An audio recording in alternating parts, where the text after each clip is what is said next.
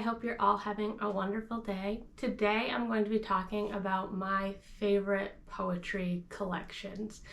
I've read a lot of poetry. I used to teach a class on poetry, and these are the ones that I feel like are accessible and just poets that are worth knowing. It's mostly contemporary poetry and not like poets that you for sure heard of. So the first poet is Rudy Francisco. I have both his collection Helium and I'll Fly Away. He does have another collection that I haven't read yet and another one coming out. The one that's coming out, I'm definitely going to be picking it up. The other one's more like experimental, like a poem a day kind of thing. Helium was the first poetry book I picked up of his. I had been watching his spoken word poetry online, and I still feel that it's good to look up the companion audio for the poems that are in here because it exists for a lot of them. But his poetry is just looking at day-to-day life and just the experiences people have, particularly with love and mental health and different things like that.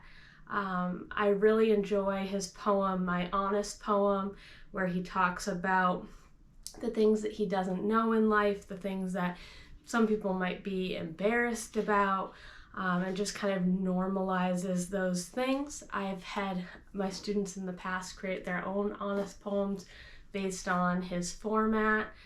I love his When People Ask Me How I'm Doing, which deals with mental health and how we as a society don't usually give an honest answer when people ask us how we're doing. We just say good or busy or whatever, but we don't actually sit down and have those conversations with people. Another poem that really stands out to me is, let me see where it is. To the man standing on the corner holding the sign that said, God hates gays. This is a poem about religion and societal changes and different things. I just really thought he does a good job capturing kind of the hypocrisy that's there. And the first poem I was ever introduced to by him was Rifle, which talks about repurposing weapons into musical instruments. But anyway, it's a great collection. Check it out.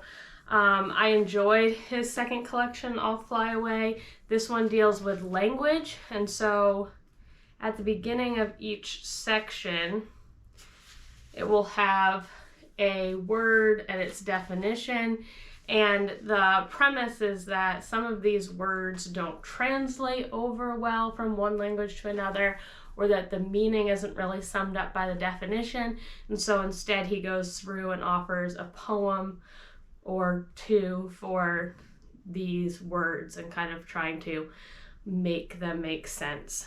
Parlay, to tell the truth, knowing it will make others uncomfortable. And then he talks about things like the NRA statement on Texas, Ohio tragedies, and then blacks those out. He talks about climate change, just different things that people, kind of taboo subjects, things like that. It's just a really good, solid poetry collection. We have Julia Alvarez's The Woman I Kept to Myself. This collection of poetry is kind of not a letter, but like poems geared towards herself to explore who she is and her identity. So she is from the Dominican Republic. She is also an author that you've probably seen her novels, but she wrote these poems as an autobiographical look at her time in the Dominican Republic, her time in America, and trying to reconcile like who she is. So The Woman I Kept to Myself is like the real her. I particularly enjoyed the poems What Was It That I Wanted, trying to look at what she's trying to get out of life, the things not that are physical, but more things like acceptance from her family, a voice, things like that. I really enjoyed her poem about the cleaning ladies, and what it felt like for someone else to clean her house, and just her experiences of trying to, that we're not really that different. And so to the lady cleaning her house, that felt weird to her.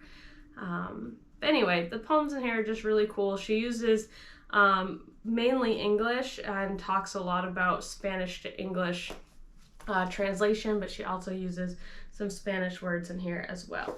I also love Olivia Gatwood's spoken word poetry. You should check it out. Again, looking up the companion pieces to the different poems. I would say to be very cautious going into this one in particular, Life of the Party, because it deals with just like crimes against women, different things that happen to women, and kind of a fascination with true crime, things like that. I really enjoy her poem, When I Say That We're All Teen Girls, looking at the universal experiences of being human, but through the eyes of everyone being a teenage girl.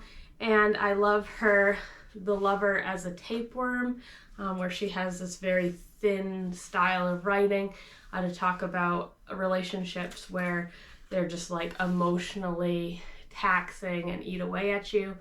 And then this book also has probably one of my favorite poems of all time about New York City, and that's the Ode to Women on Long Island, talking about these strong women who maybe life is not quite what they thought it was going to be, but how they instill values on the next generation, particularly when it comes to the dynamics between men and women and rape culture.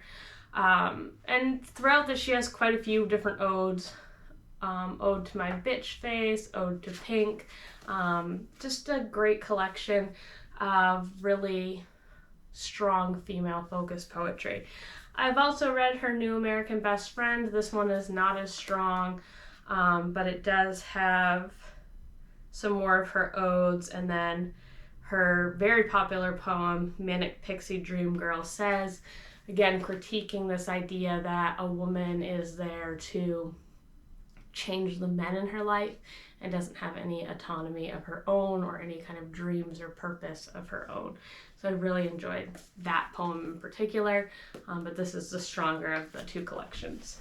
Next we have No Matter the Wreckage, poems by Sarah Kay, and I really wish Sarah Kay would put out another poetry collection. I was first introduced to her through her TED Talk, where she shares her poem, If I Should Have a Daughter, or Point B, I think is the other name for it. But her poetry looks at, again, the experiences of just regular day life, but also the kind of things that we don't talk about when it comes to family and memory. And I really enjoyed her poems Hand-Me-Downs, because it's all about things that we metaphorically hand down. So you have taken to wearing around your father's hand-me-down anger. I wish you wouldn't. It's a few sizes too big and everyone can see it doesn't fit you. Hangs loose in all the wrong places, and even if it does match your skin color. So her poems are very relatable, very accessible in the writing. So definitely check her out if you're new to poetry, and you can also look up, again, the spoken word versions of the poems. This one is very little known, but The Dirt Road Home by Cheryl Savageau, and she is writing about her experience being French Canadian and Abenaki, and kind of reconciling the differences between her two identities, her mother's Frenchness, and her father's First People roots. I particularly enjoy her story Trees. You taught me the land so well that all through my childhood I never saw the highway, the truck stops, lumber yards, the asphalt works, but instead saw the hills and the trees and the ponds on the south end of Quinsigamon that twined through the tangled underbrush where old cars rusted back to earth and rubber tires made home for fishes. And it continues on. I actually had the opportunity to have her come in when I was in college and speak to our class. And it was a really amazing experience to be able to go through and annotate things based on her stories.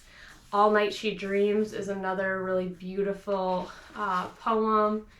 I also really enjoyed Medicine Woman that looks at how people perceive Native Americans versus how they actually are, and Looking for Indians, which does the same thing. Her recounting her childhood of seeing cowboys and Indians on the TV and how she was always looking for Indians that met those stereotypical portraits instead of what her life actually was. Next we have We Inherit What the Fires Left by William Evans, and this poetry collection looks at generational trauma, but also generational hope. He has a lot of poems that are looked at through not the point of view of his daughter, but how he views the world because of his young daughter, and then how he views the world and how his father views the world. So we have those generations. The poems that I particularly liked were Mimic, which is his little girl who's playing the game where you repeat after the other person, trying to get them to stop, and looking at kind of the things that people pass on, how kids pick up on things that adults are doing.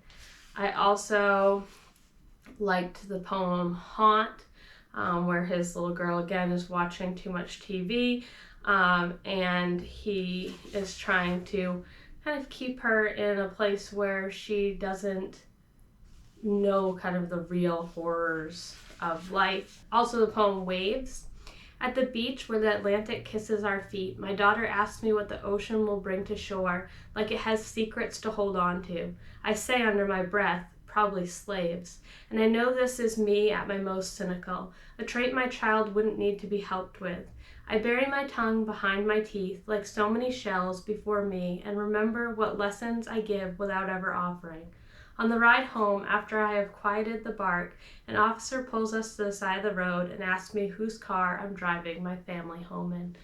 So looking at, again, this balance of trying to be more hopeful than his father was for his daughter, but also keeping those things in mind. Next we have Ain't Burned All the Bright, Jason Reynolds. It has artwork by Jason Griffin, and this book is just it's like 2 or 3 sentences, but divided out over all of this artwork, and it's done in a couple of different breaths, and this book is absolutely amazing. It deals with the pandemic and the death of George Floyd, and just looking at kind of finding a way to keep living and keep that fire alive.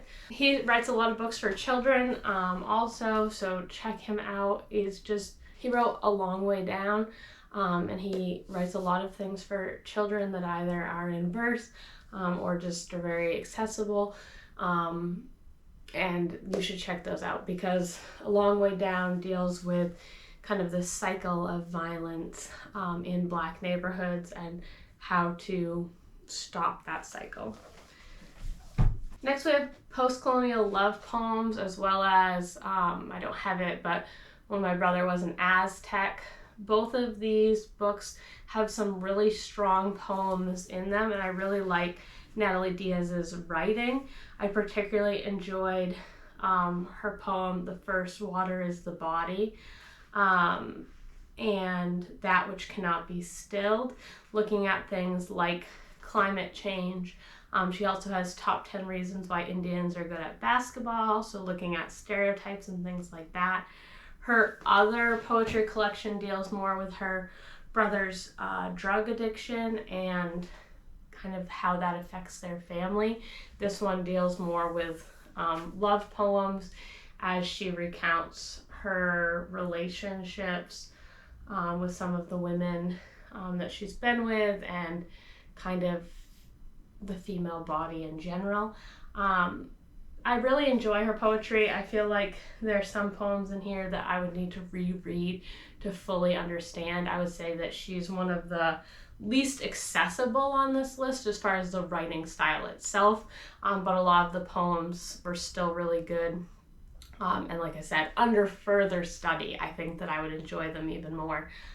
Just need to go back and revisit them.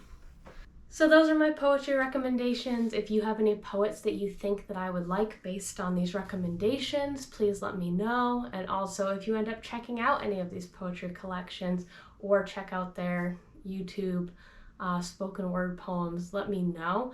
I'd love to talk about it. I'll see you in the next video.